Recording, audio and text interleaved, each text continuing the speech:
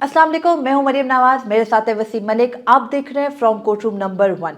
आईनी तरमीम से मुतालिक मौलाना फजलुर रहमान ने अपना तुरब का पत्ता फेंक दिया है। उन्होंने अपना आईनी मुसव्वदा अब सियासी जमातों के साथ शेयर करना शुरू कर दिया है। मौलाना फजलुर रहमान के इस आईनी तरमीम के मुसव्वदे में है क्या, हम आपके साथ पहले भी शेयर कर चुके हैं, लेकिन अब बाकायदा मुसव्वदे के 23 नकात सामने आ गए हैं और वो हमारी ही खबर की तस्दीक हैं, आपके सामने रखेंगे। लेकिन साथ ही हम बात करेंगे सुप्रीम कोर्ट ऑफ पाकिस्तान का आर्टिकल 63A का, जिसको हम गलतुल आम में फ्लोर क्रॉसिंग की इजाजत का फैसला कहते हैं, वो भी सामने आ गया है। तफसीली फैसला है, उस तफसीली फैसले में कहा क्या गया है, और अब सुप्रीम कोर्ट को कुछ दिन के लिए बंद करने का भी फैसला हुआ है। इस दौरान चीफ जस्टिस काजी फैजीसा के अब 8 वर्किंग डेज बाकी रह गए हैं, और इन 8 वर्किंग डेज में क्या कुछ हो सकता है, सुप्रीम कोर्ट के अंदर क्या हो रहा है, हम आपके सामने तमाम तर तफसीलात इसी व्लॉग में रखेंगे। तो वसीम, सबसे पहले तो ये बताइएगा कि मौलाना फजलुर रहमान का मुसव्वदा, गो के हम उसके बारे में 2 मरतबा बहुत तफसील से बात कर चुके, अब वो सबको मौसूल हो चुका है। सेंटर कामरान मुर्तज़ा उसकी तस्दीक भी कर चुके हैं। वो 23 नकाती जो मुसव्वदा है उसके सिर्फ चीदा से पॉइंट्स बता दीजिए, क्योंकि मौलाना फजलुर रहमान के घर पे एज यूजुअल दोबारा से बैठकें शुरू हो गई हैं और सब कोशिश कर रहे हैं मौलाना उनके साथ मिल जाए, तो ऐसे में उनका मुसव्वदा एक मरतबा देख लेना ज़रूरी है। योर ऑनर, सबसे पहले तो मैं अपना एहतजाज रिकॉर्ड करवाना चाहता हूँ। आपने कहा कि 63A का फैसला आ चुका है जिसे हम गलतुल आम में फ्लोर क्रॉसिंग कहते हैं।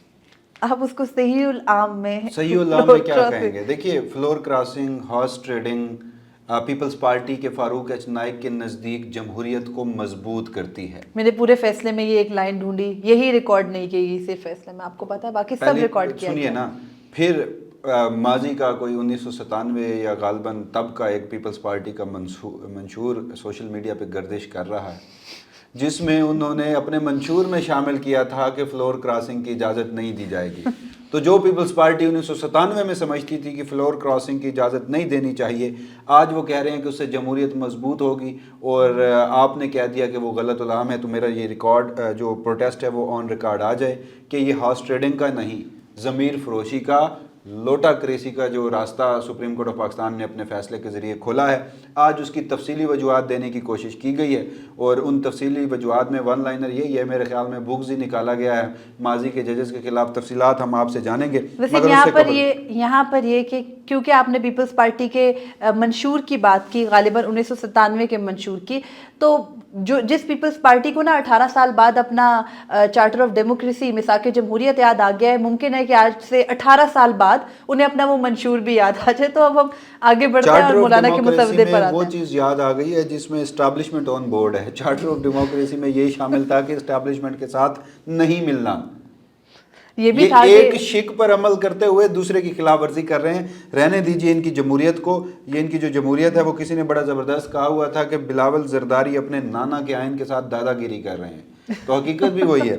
अब मैं सबसे पहले मौलाना का मुसव्वदा आपके सामने रख देता हूँ ज़राए से, और ये ज़राए से कामरान मुर्तज़ा साहब और जमीयत उलमा इस्लाम फजलुर रहमान के जो मुतादिद रहनुमा हैं, उन्होंने टीवी टॉक शोज़ में, डिजिटल प्लेटफॉर्म्स पर इसकी मुतादिद मरतबा तस्दीक भी कल से शुरू कर दी है, और हमने गालबन 7 अक्टूबर को पहली मरतबा ये खबर दे दी थी कि ये सब कुछ होगा। तो तकरीबन वही है। इसमें बताया गया है कि जमीयत उलमा इस्लाम ने आइनी तरमीम से मुतालिक मुसव्वदा तैयार कर लिया।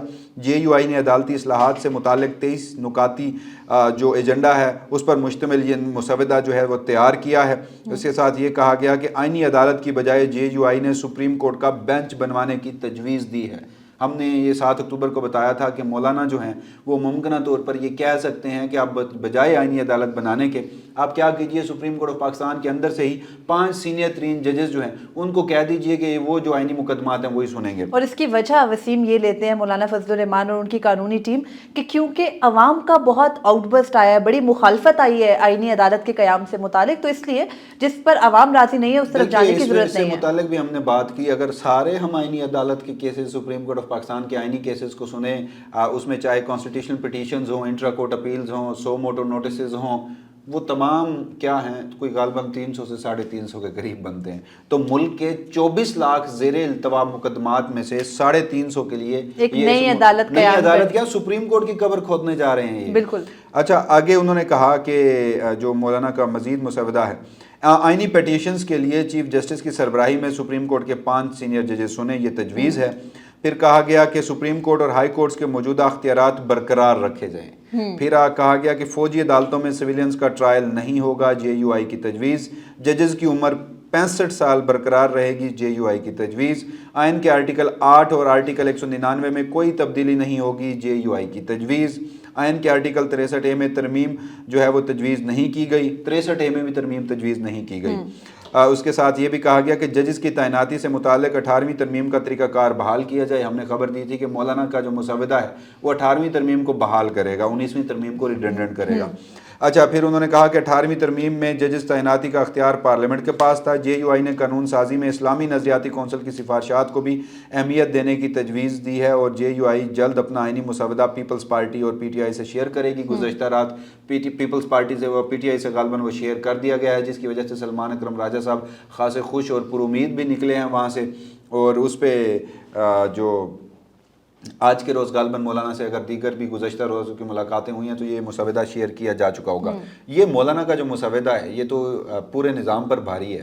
مجھے یہ بتائیں اس مسودے پہ کوئی راضی ہوگا دیگر جماعتوں میں سے؟ پھر تو مطلب آئینی ترامیم ایک گناہ بے لذت ہے ان کے لیے. دیکھیے زہر نکال دیا گیا, آپ کی بات بالکل درست ہے. مولانا کے مسودے سے میں صرف ایک بات سمجھی ہوں, کسی کی کوئی ایکسٹینشن نہیں ہوگی, بھلے وہ چیف جسٹس قاضی فیضی ہیں, بھلے وہ چیف الیکشن کمشنر ہیں, بھلے وہ آرمی چیف ہیں. صرف ایکسٹینشن نہیں, ون لائنر.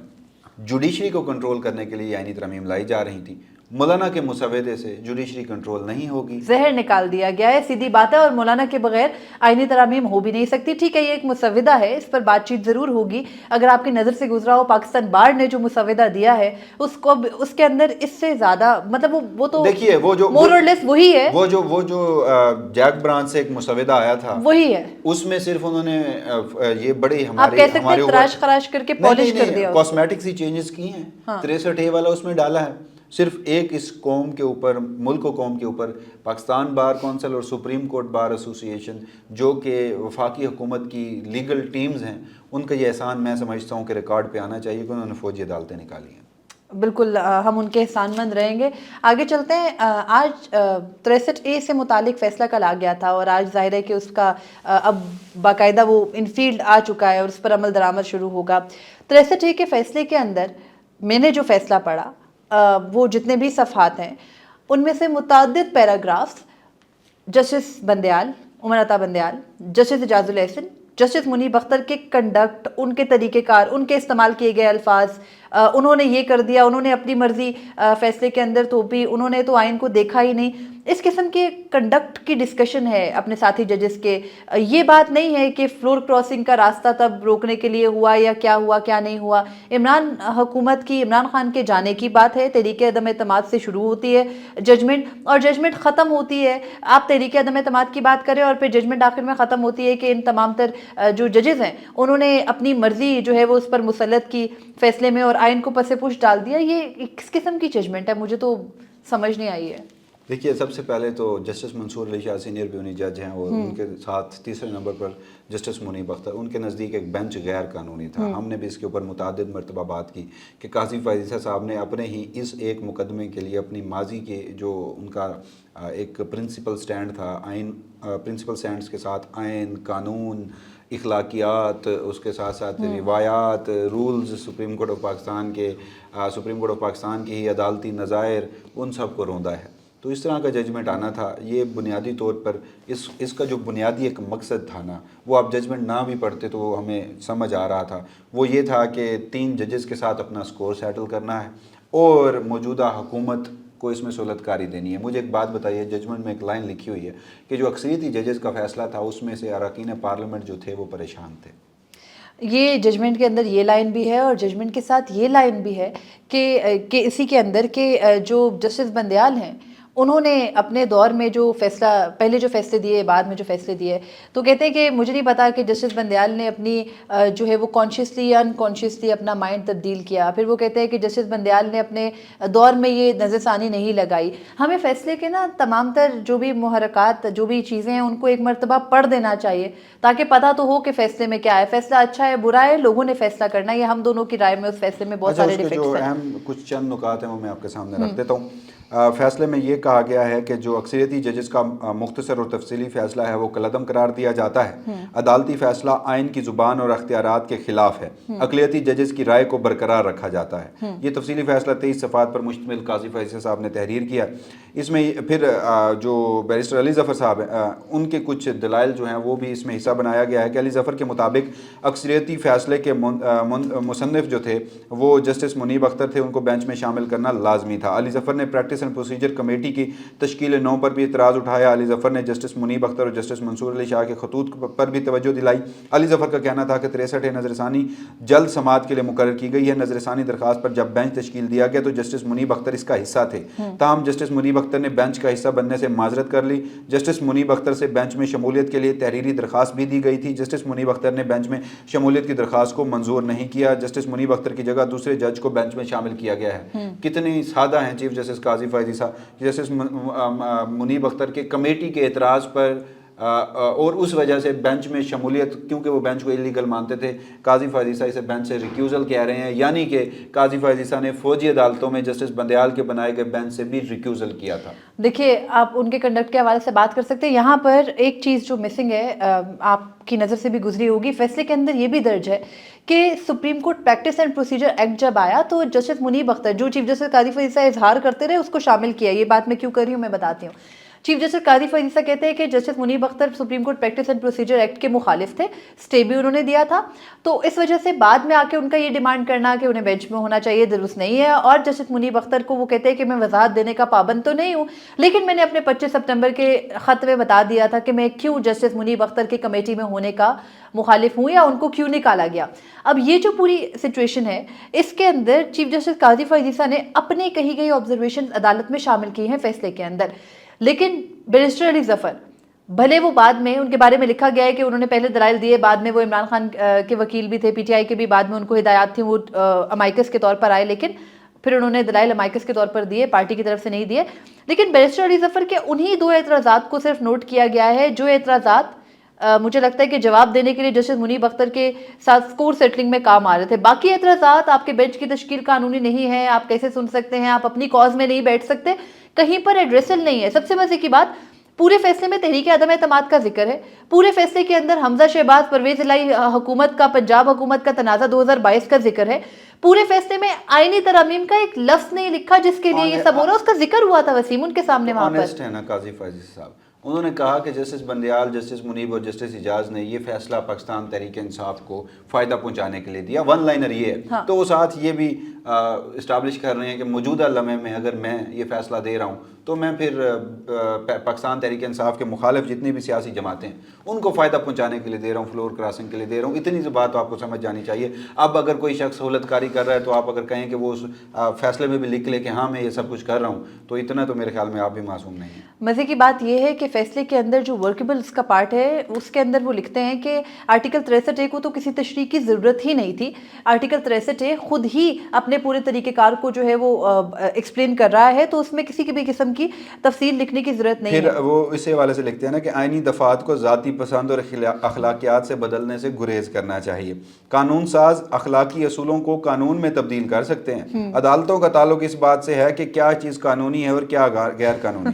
पार्लियामेंट वो कानून बनाती है जिसका इतलाक अदालतें करती हैं। अगर कानून में कोई अबहाम हो तो जज इसकी तशरीह करता है, लेकिन ये भी कानून के पैरामीटर्स के अंदर और तशरीह के तयशुदा असूलों के मुताबिक होना चाहिए। तो ये उन्होंने अच्छा, फिर उसमें ना हमने देखा कि जल्दबाजी में समाअत मुकर्रर करने के हवाले से भी लिखा गया है, और ये उसका हवाला ये दिया गया है कि ये समाअत जल्दबाजी में क्यों मुकर्रर की गई थी। उसके हवाले में भी माजी में कहा गया कि जस्टिस बंदयाल ने जो इस केस को जल्द समाअत के लिए मुकर्रर कर दिया था। मजे की बात ये कि जस्टिस बंदयाल के कंडक्ट को भी इसको मुकर्रर ना करने से मुतालिक लिखा गया, और साथ ये लिखा गया है कि जस्टिस मुनीब अख्तर ने क्यों नहीं याद दिलाया जस्टिस बंदयाल को कि इसकी नजरसानी मुकर्रर करें।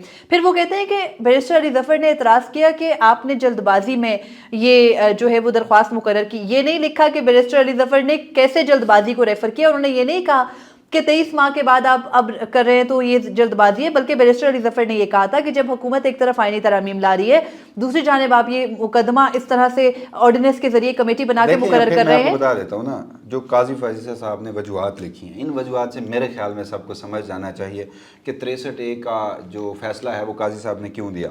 وہ کہتے ہیں کہ اکثریتی فیصلہ اراکین پارلیمنٹ کے لیے پریشانی کی عکاسی کرتا ہے۔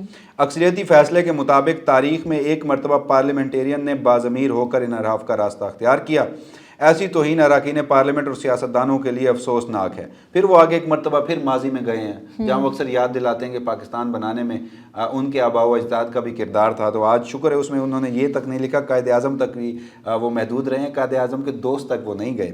انہوں نے کہا کہ نہیں بھولنا چاہیے کہ آل انڈیا مسلم لیگ نون کے پرچم تلے سیاستدانوں نے یہ ملک حاصل کیا۔ قائد اعظم محمد علی جناح نے سختی سے آئین کا راستہ اختیار کیا، اور اس کے بعد پھر وہ کہتے ہیں کہ اکثریتی فیصلے میں قانون کی بجائے غیر قانونی اصلاحات کی بھرمار ہے۔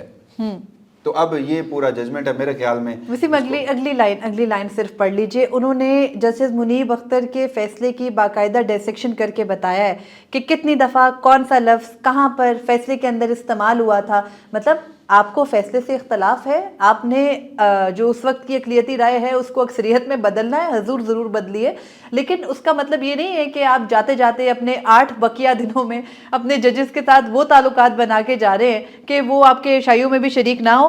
لکھا ہے کہ صحت مند کا لفظ استعمال کیا گیا جسٹس منیب کے ججمنٹ میں 41 بار، غیر صحت مند کا 5 بار، بدتمیزی 9 بار، برائی 8 بار، کینسر 8 بار، خطرہ 4 بار۔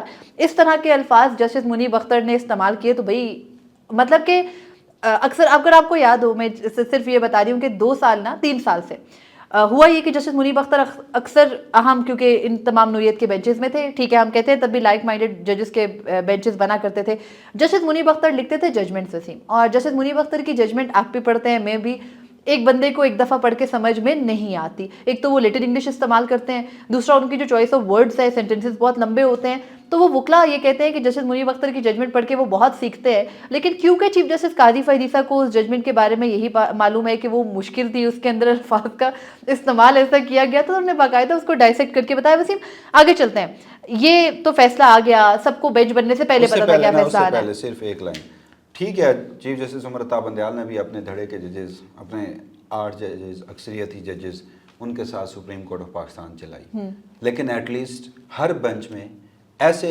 اقلیتی ججز موجود ہوتے تھے جو اقلیتی فیصلہ دیتے تھے، اور اب وہی اقلیتی فیصلے اکثریتی فیصلے بن رہے ہیں۔ جدت آ گئی ہے نا، ایڈوانسمنٹ ہے۔ سنیں، اب جو قاضی فائزہ صاحب نے بینچ تشکیل دیے ہیں، سنیں، قاضی فائزہ صاحب نے بینچ تشکیل دیے ہیں، اگر کل کو اس میں کوئی ایک مائنر سی بھی اقلیتی رائے ہم ڈھونڈنے کی کوشش کریں، ہمیں ملتی ہے؟ نہیں ملتی۔ اور اگر ہم اس کے ساتھ صرف کوئکلی یہ بات کر لیں کہ آج بلے کے انتخابی نشان سے متعلق مقدمے کی سماعت ہے، اس میں آلریڈی پی ٹی آئی کی التوا کی درخواست حامد خان صاحب کی آ چکی۔ حامد خان صاحب چیف جسٹس کے لیے کس قسم کے الفاظ کا استعمال کر چکے ہیں ہم بات کر چکے ہیں۔ اب اس مقدمے کو چیف جسٹس قاضی فائزہ چاہیں گے کہ ہر صورت اسی ٹائم پیریڈ میں، حامد خان صاحب کون سی آپ بات کا حوالہ دے رہی ہیں؟ حامد خان صاحب نے چیف جسٹس قاضی فائزہ کو بیکاؤ جج قرار دیا تھا۔ اب آپ جان بوجھ کے میرے منہ سے یہ الفاظ کہلوانا چاہ رہے ہیں۔ بالکل، اب حامد خان صاحب نے التوا کی درخواست ڈال دی ہے کہ بھئی میں اپنی فیملی میں مصروف ہوں، آپ کے سامنے بلے کے انتخابی کے نشان کے کیس میں پیش نہیں ہو سکتا۔ وسیم، چیف جسٹس چاہیں گے کہ جس طرح کا فیصلہ آج انہوں نے لکھ دیا ہے نا، اس کے بعد کہ وہ کم از کم اگلے اپنے 8 دنوں میں جو ان کے بقیہ ورکنگ 8 دن ہے، اس میں بلے کے انتخابی نشان سے متعلق نظر ثانی نمٹا جائے، ادروائز ان کے ساتھ وہی ہوگا جو انہوں نے 63A کے فیصلے میں اپنے ججز کے ساتھ کیا۔ وہی ہوا، پہلے انہوں نے مبارک ثانی کیس کا تفصیلی فیصلہ جاری کر دیا، پھر اس کیس کا تفصیلی فیصلہ، میرے خیال میں اب جاتے جاتے ان کا صرف ایک ہی کیس بچ گیا ہے، اور وہ ہے بلے کے انتخابی نشان سے متعلق، اور وہ کیس کل حامد خان صاحب آئیں یا نہ آئیں، قاضی صاحب اسے سنیں گے، ڈیسائیڈ بھی کریں گے، لائیو سٹریم بھی نہیں ہوگا، اوریجنل کیس لائیو سٹریم بھی ہوا تھا جب سپریم کورٹ میں شفافیت۔ اچھا آگے چلتے ہیں، سپریم کورٹ بند کیوں ہو رہی ہے اتنے دنوں کے لیے، اس کی طرف دیکھیے، وہ وفاقی دارالحکومت اسلام آباد میں شنگھائی تعاون تنظیم کی سربراہی اجلاس کا معاملہ ہے۔ سپریم کورٹ کا جو اس اجلاس کے باعث 3 روز کے لیے بند ہو رہی ہے، اور یہ بند جو ہو رہی ہے وہ یہ پرنسپل سیٹ اسلام آباد جو ہے وہ باقی رجسٹریز جو ہیں وہ کھلی رہیں گی، اور یہ جو دن ہے اس حوالے سے یہ 14، 15 اور 16 اکتوبر ہے یہاں تک، اور رجسٹریز کے لیے آج کے روز کاز لسٹ بھی جاری ہو چکی ہے، کوئکلی میں وہ آپ کو بتا دیتا ہوں۔ کورٹ روسٹر ہے جی منڈے 14 اکتوبر کے لیے لاہور کا، بینچ 1 جو ہے وہ جسٹس امین الدین خان اور جسٹس شاہد بلال حسن پر ہے، اور پھر 14 اکتوبر کو ہی کراچی رجسٹری میں 2 بینچز ہیں۔ بینچ نمبر 1 جو ہے وہ جسٹس محمد علی مظہر اور جسٹس عرفان سادات خان ہیں، بینچ 2 میں جسٹس سید حسن اظہر رضوی اور جسٹس عقیل احمد عباسی شامل ہیں. اس کے بعد پھر پشاور کے لیے جناب یہ 15 اور 16 اکتوبر یہ جو بینچ ہے، یہ روسٹر ہے، وہ ایک ہے. جسٹس یحییٰ افریدی اور جسٹس مسرت ہلالی 2 دنوں کے لیے پشاور میں ہیں. لاہور میں جو بینچ ہے وہ ان 2 دنوں کے لیے 15 اور 16 اکتوبر کے لیے جسٹس امین الدین خان اور جسٹس شاہد بلال حسن ہے. کراچی کے لیے بھی 15 اور 16 کے لیے وہی 2 بینچز ہیں جو میں پہلے بتا چکا ہوں کہ جسٹس محمد علی مظہر اور جسٹس عرفان سادات، جسٹس سید حسن اظہر رضوی اور جسٹس عقیل احمد عباسی. اس کے بعد 17 اور 18 کو پھر سپریم کورٹ آف پاکستان کا جو پرنسپل سیٹ اسلام آباد ہے وہ کھلا رہے گا، اور اس موقع پر 4 بینچز تشکیل دیے گئے ہیں. قاضی فائز عیسیٰ کی سربراہی میں ایک بینچ ہے. بینچ نمبر 2 جسٹس منصور علی شاہ کی سربراہی میں ہے. بینچ 3 جسٹس امین الدین خان کی سربراہی میں، اور بینچ 4 جسٹس جمال خان مندوخیل کی سربراہی میں ہے. لیکن ان 2 دنوں میں یعنی 17 اور 18 کو جمعرات اور جمعے کو پشاور میں بھی ایک بینچ ہے جیسے یحییٰ افریدی کا، اور کراچی میں وہ جو 2 بینچز بنائے گئے تھے وہ throughout the week Karachi میں کام کرتے رہیں گے. ججز اپنے اپنے آبائی علاقوں میں جہاں پر چھٹیوں کے دوران جائیں گے وہیں پر بینچز میں بیٹھیں گے، کیسز کی سماعت بھی کریں گے. ویسے میں چیف جسٹس قاضی فائز عیسیٰ ان دنوں میں چھٹیاں کریں، لیکن جسٹس منیب اختر اگلے ہفتے پورے میں نہیں ہے کمیٹی میں. اب وہ کیا چیف جسٹس قاضی فائز عیسیٰ کے بقیہ ٹینیور میں کام ہی نہیں کریں گے؟ چیف جسٹس کی اس روایت کو بھی برقرار رکھیں گے. ایک اور بھی سوال ہے، آج یہ جو بینچز بنے ہیں یہ نئی کمیٹی نہیں بنائے ہوں گے؟ بالکل بنائیں آپ. جو بھی ان بینچز میں بیٹھے گا وہ آرڈیننس کے تحت قائم کمیٹی کی تشکیل کو تسلیم کرے گا. بیٹھ رہے ہیں 2 دن. اب یہ جسٹس منصور علی شاہ ایکسپلین کر سکتے ہیں کہ وہ کمیٹی کو تسلیم وہ کریں. جو 2 دن بینچز بنے ہیں وہ رجسٹریز میں نہیں گئے، وہ چھٹیاں کر رہے ہیں 3 دن. اور ہمارے کوئی صحافی دوست ہیں وہ کہہ رہے ہیں کہ 3 دن جو ججز جسٹس منیب منصور، جسٹس عائشہ اور جسٹس شاہد بلال، یہ 3 دن میسر نہیں ہیں. شاہد وحید، یہ 3 دن میسر نہیں ہیں. تو وہیں پہ یہ بھی بتاتا چلوں کہ قاضی فائز عیسیٰ صاحب بھی 3 دن میسر نہیں ہیں. وہ بھی آخری 2 دن کام کریں گے. لیکن اب یہ دیکھنا ہے کہ یہ ریگولر بینچ تو نہیں تھا جو سپریم کورٹ کے آخری 2 دنوں میں بیٹھ رہا ہے، کیونکہ اگر تو وہ ریگولر بینچ نہیں ہے اور وہ اب بنائے گئے ہیں جو پہلے کے ریگولر بینچز نہیں چل رہے تھے، تو پھر اس کا مطلب ہے کہ جسٹس جو منصور علی شاہ ہیں انہوں نے کرٹسی میں جاتے جاتے قاضی فائز عیسیٰ صاحب اور اس کمیٹی کے بنائے گئے بینچز میں شمولیت اختیار کر لی ہے. لیکن جسٹس منیب اختر جو ہیں وہ تھرو آؤٹ دا ویک کسی بینچ کا حصہ نہیں. بالکل. اب دیکھنا ہے کہ سپریم کورٹ میں جو آرڈیننس کی صورت کرائسس بنایا گیا تھا وہ چیف جسٹس قاضی فائز عیسیٰ کی موجودگی تک یعنی اگلے 14 دن کتنا جو ہے وہ پرولونگ ہوتا ہے، کیا ہوگا، مزید ڈیوائیڈ ہوگا، یا چیف جسٹس قاضی فائز عیسیٰ کے جو الوداعی عشائیوں کی اور الوداعی ڈنرز کی تیاریاں ہو رہی ہیں اس میں ججز آپس میں ایک دوسرے کے ساتھ نظر آئیں گے. آج اطلاعات بھی آئیں، لیکن ایک اسلام آباد کی مشہور کیٹرنگ ہے، کیٹرنگ سروس جو خاصی پرانی ہے اور جس کے لیے ہر سال خدمات لی جاتی ہیں اور کسی بار کی جانب سے بھی نہیں، جو رجسٹرار آفس سپریم کورٹ کا وہ اپنے جانے والے چیف جسٹس کو الوداعی عشائیہ دیتا ہے. تو ہر سال جس کیٹرنگ سروس کی خدمات لی جاتی ہیں اس سال بھی ان سے رابطہ کیا گیا. ظاہر ہے اب آئینی ترامیم تو ہوتی نظر نہیں آ رہی، تو کم از کم الوداعی عشائیہ تو ہوگا ہی. اب دیکھتے ہیں جو بقیہ دن رہ گئے ہیں ان میں کیا کچھ ہوتا ہے. ججز کے لیے بینچز بنا دیے گئے ہیں، آئینی ترامیم مولانا کے اقدام کے بعد ہمیں ہوتی نظر نہیں آ رہی. فی الحال مزید تفصیلات ہوں گے ہم آپ کے سامنے رکھیں گے. مجھے اور وسیم ملک کو دیجیے گا اجازت. اللہ حافظ. اپنے فیڈ بیک سے ضرور آگاہ کیجیے.